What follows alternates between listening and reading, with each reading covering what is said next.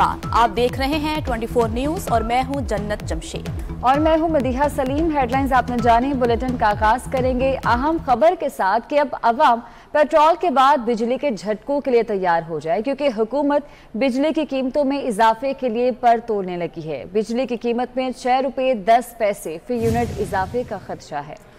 Power division ने जनवरी की माहाना fuel adjustment की मद में इजाफा मांगा है।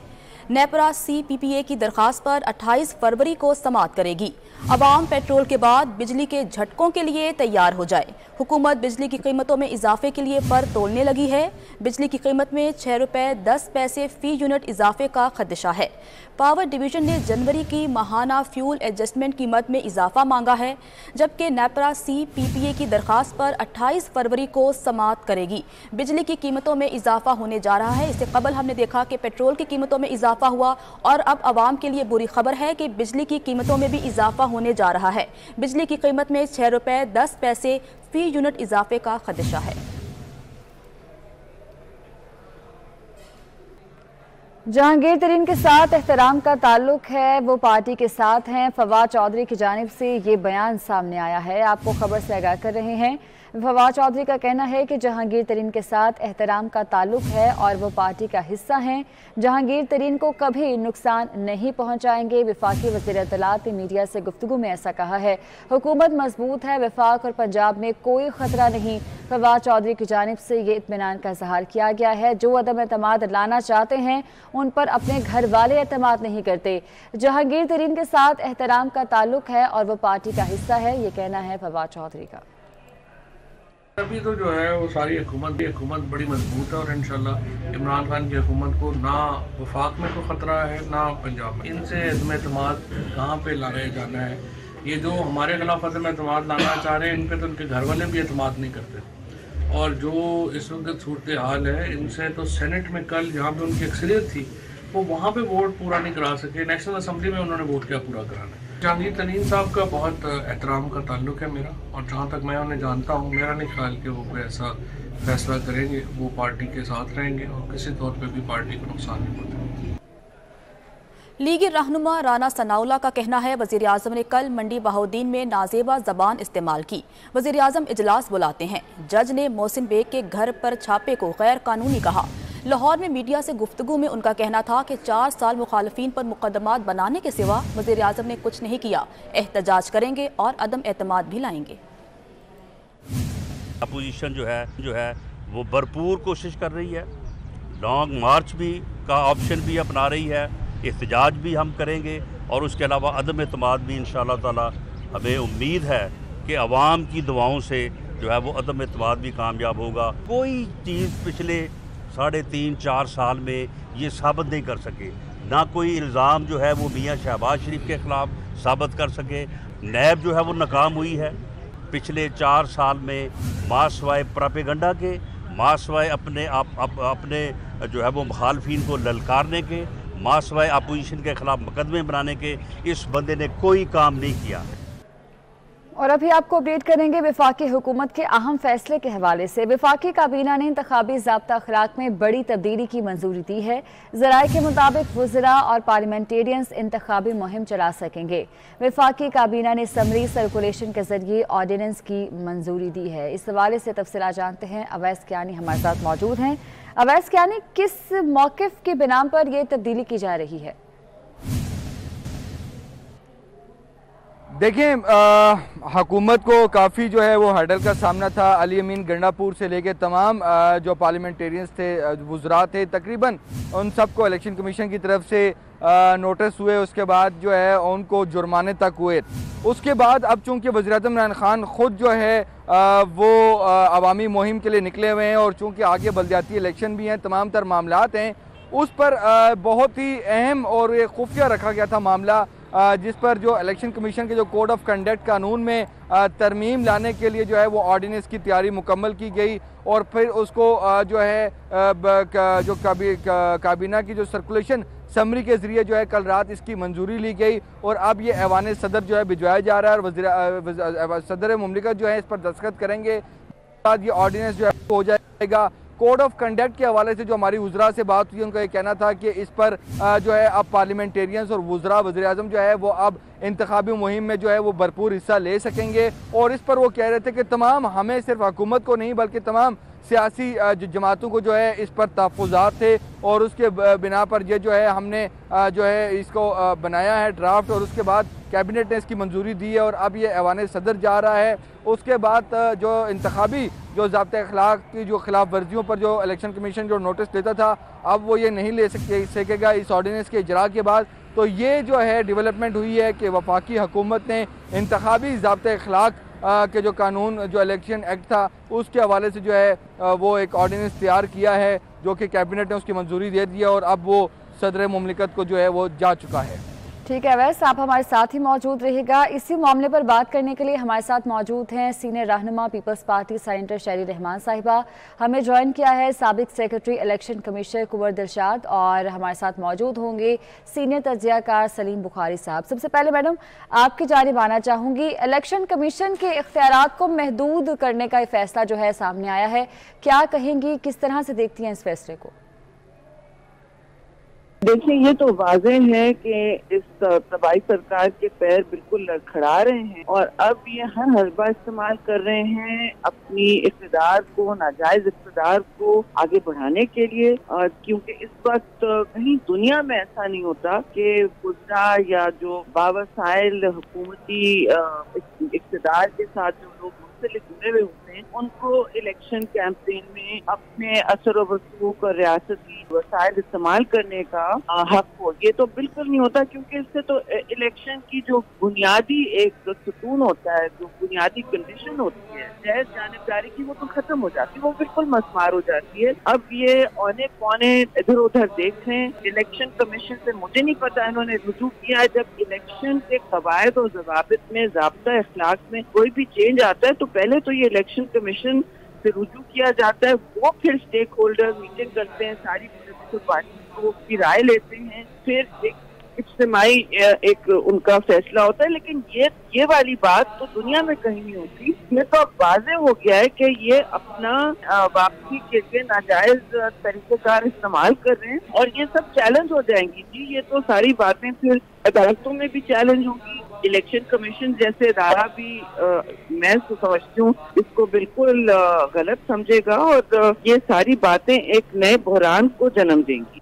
बिल्कुल मैडम, आप साथ ही रहेगा। कुंवर दिलशाद साहब, आपसे जानना चाहूँगी कि क्या वफाकी हुकूमत को इख्तियार है कि वो इलेक्शन कमीशन के कोड ऑफ कंडक्ट में तब्दीली कर सके, और क्या इस फैसले को चैलेंज किया जा सकेगा?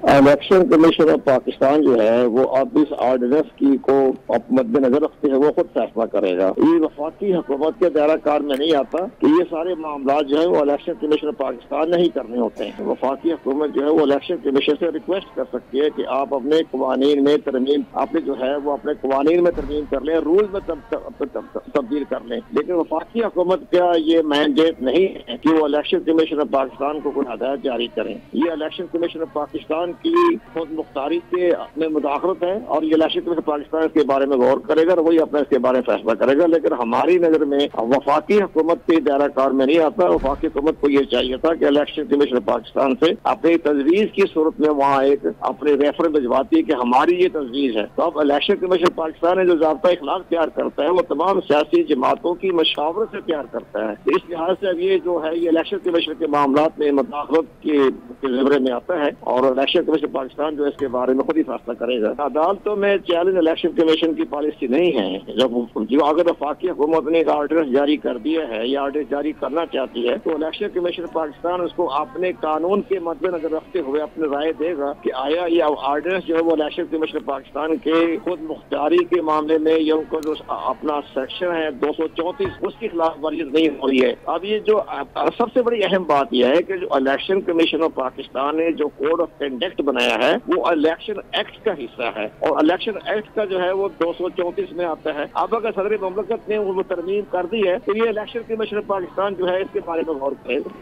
ठीक है, कुंवर दिलशाद साहब आप भी साथ रहेगा। सलीम बुखारी साहब, हुकूमत की जानिब से ऑर्डिनेंस जारी किया गया है और एक बड़ी तब्दीली होने जा रही है, क्या कहेंगे आप इस हवाले से?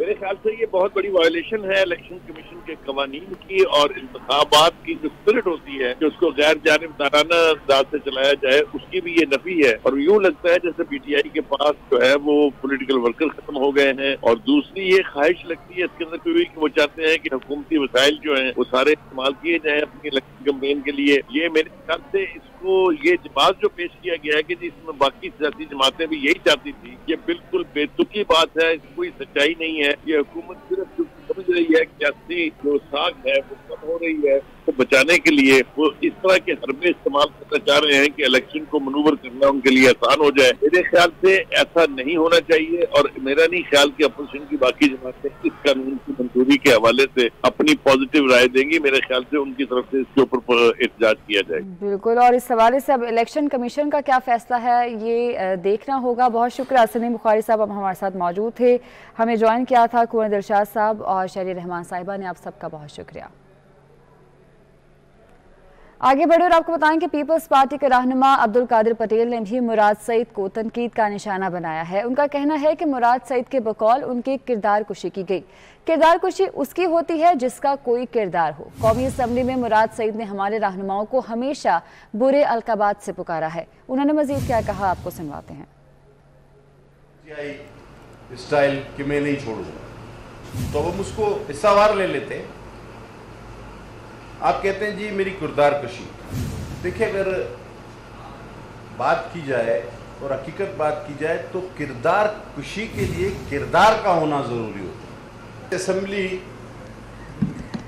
के वजूद में आते ही इसके पहले 1.5 साल तक 1.5 ईयर पीपल्स पार्टी समेत मुख्तलिफ पार्टी की क़यादत पर सिर्फ ना सिर्फ इल्ज़ामात बल्कि अलकाबात से भी नवाजते रहे। आपकी परफॉर्मेंस ये है कि सिंध हुकूमत 2016 में जिस रोड के अपने हिस्से के पूरे पैसे दे चुकी है वो रोड आज तक आपसे नहीं बनी। हैदराबाद सक्खर का मोटरवे आज तक काम शुरू नहीं हो सका। आपके 4 साल गुजर गए और बाकी पता नहीं कितना टाइम बचा।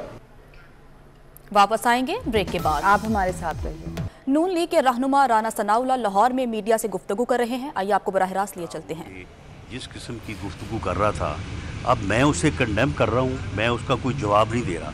लेकिन अगर उसका आप जवाब देना चाहें तो फिर वो कहाँ से आप इतने जो है वो सोफिस्टिकेटेड अल्फाज लेके आएंगे। जब ये लोग इस किस्म की गुफ्तगू करते हैं, इस किस्म की बात करते हैं, तो उसके रिस्पॉन्स में जो है वो ठीक है, हमारी तरफ से भी बात हो जाती है, मैं ये नहीं कहता। लेकिन बुनियादी तौर पे हम इस बात के दाई हैं कि सियासत में इज़्ज़त होनी चाहिए, रवादारी होनी चाहिए, एक दूसरे के लीडर का जो है वो एहतराम होना चाहिए, अल्फाज के चुनाव में जो है वो बिल्कुल जो है वो यानी वाइजनेस होनी चाहिए, एक्यूरेसी होनी चाहिए। लेकिन जब एक लीडर जो है, एक वज़ीर आज़म जो है, वो उठ के लोगों की नकलें उतारनी शुरू कर दे और किसी को किसी नाम से और किसी को किसी नाम से और ऐसे ऐसे अल्फाज इस्तेमाल करे जो सारी कौम ने कल सुने और मैं समझता हूँ कि पूरी कौम ने इसको जो है वो कंडेम किया। ये सारे पीटीआई के ही हैं। अच्छा राणा साहब, एक तासुर ये भी दिया जा रहा है कि अपोजिशन अदम एतमाद लाने के लिए किसी इशारे का इंतजार कर रही है, फाइनल इशारे का इंतजार कर रही है, तो इसको भी क्लैरिफाई कर दें। नहीं, देखें, हमारी तो बुनियादी सियासत ही ये है कि इशारे ख़त्म होने चाहिए। अंपायर को जो है वो बिल्कुल न्यूट्रल होना चाहिए, बल्कि अंपायर का तो माने ही न्यूट्रल होता है। तो हम तो इस माहौल में कि कोई इशारा ना हो, कोई अंपायर ना हो, सियासी जमातें सियासी तौर पे जो है वो मुकाबला भी करें और आइनी और कानूनी तरीके इस्तेमाल करें। अगर हम अदम एतमाद की तहरीक के ऊपर काम कर रहे हैं तो ये कोई गैर कानूनी काम नहीं हम कर रहे, या हम कोई गैर आइनी काम नहीं कर रहे। और हम इंशाअल्लाह ताला इस मामले में भी हमारे मुख्तलिफ ऑप्शंस हैं कि हमने कहाँ मूव करना है, कैसे मूव करना है, क्या तरीक़ाकार होगा। उसमें बाकायदा लीगल टीम की मुशावरत के बाद हम आइनी और कानूनी तकाज़े जो है वो पूरे करेंगे और हम इस तरह से जो है वो आगे बढ़ना चाहते हैं। हम कोई और इसके साथ ही न्यूज़ स्टूडियो से फिर वक्त इतना ही। मज़ीद खबरों की तफसील जानने के लिए विजिट कीजिए हमारी वेबसाइट 24newshd.tv और देखते रहिए 24 न्यूज़।